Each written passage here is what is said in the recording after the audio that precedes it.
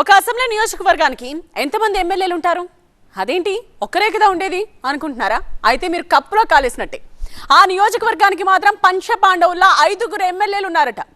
Biryani family pack లాగా, ice cream family pack లాగా ఆ నియోజకవర్గంలో కూడా ఫ్యామిలీ ప్యాక్ పాలిటిక్స్ నడుస్తున్నాయట. ఒక నియోజకవర్గంలో 5గురు పెత్తనం చెలాయిస్తున్నారట. మేము ఎన్నుకున్నది ఒక్కరినే కదా, 5గురు ఎలా వచ్చారబ్బా అని జనం బొర్రగోకుంటున్నారట. ఇక అధికార టీడీపీ నేతలు కార్యకర్తలు కూడా ఈ పాంచ్ పటాకా గోలతో విసిగి వేసారిపోతున్నారట. ఇంతకీ ఏదా నియోజకవర్గం, ఎవరా ఎమ్మెల్యే? ఒక్క నియోజకవర్గం 5గురు ఎమ్మెల్యేలు. జనం ఓట్లేసి గెలిపించింది ఒక్కరినే, పెత్తనం చెలాయించేది మాత్రం 5గురట.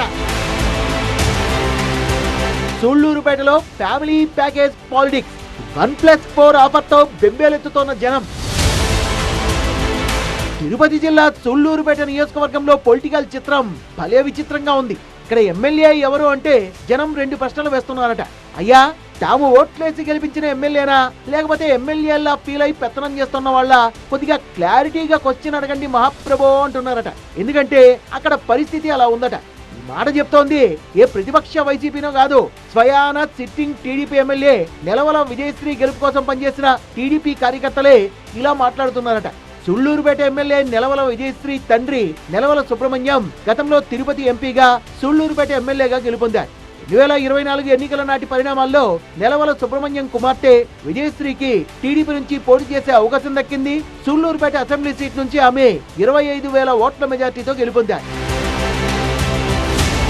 అయితే అసలు కథంతా ఎన్నికలయ్యాకే మొదలైందంటున్నాయి టీడీపీ వర్గాలు. విజయశ్రీని ఎమ్మెల్యేగా ఎన్నుకుంటే నియోజకవర్గంలో పెత్తనం చేస్తోంది మాత్రం ఆమె కుటుంబ సభ్యులు అనే ఆరోపణలు, ఫిర్యాదులు ఎక్కువైపోయాయట. ఎమ్మెల్యేపై టీడీపీ అధిష్టానానికి పార్టీ కార్యకర్తలే అత్యధికంగా ఫిర్యాదులు చేసిన నియోజకవర్గంగా సూళ్లూరుపేట రికార్డు సాధించిందట.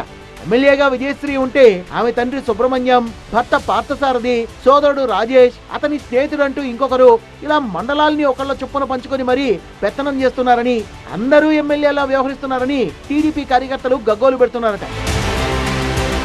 నియోజకవర్గంలో ఏ పని కావాలన్నా ఈ షాడో ఎమ్మెల్యేల్లో ఎవరో ఒకరిని మెప్పించాలట. వాళ్ళు అడిగింది ఇచ్చుకుంటే గానీ పని కావడం లేదట.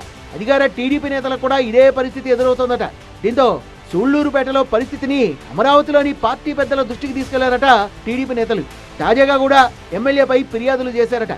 టీడీపీ రెగ్యులర్ గా IVRS సర్వే చేస్తూ ఉంటుంది. అందులో సూళ్లూరుపేట నియోజకవర్గ టీడీపీ ఎమ్మెల్యే విజయశ్రీ పనితీరుకు బాగా మైనస్ మార్కులు పడ్డాయట. విషయంపై సీరియస్ గా ఉన్న అధిష్టానం త్వరలోనే పరిస్థితుల్ని చక్కదిద్దేందుకు సిద్ధంగా ఉందని పార్టీ వర్గాలు చెప్తున్నాయి.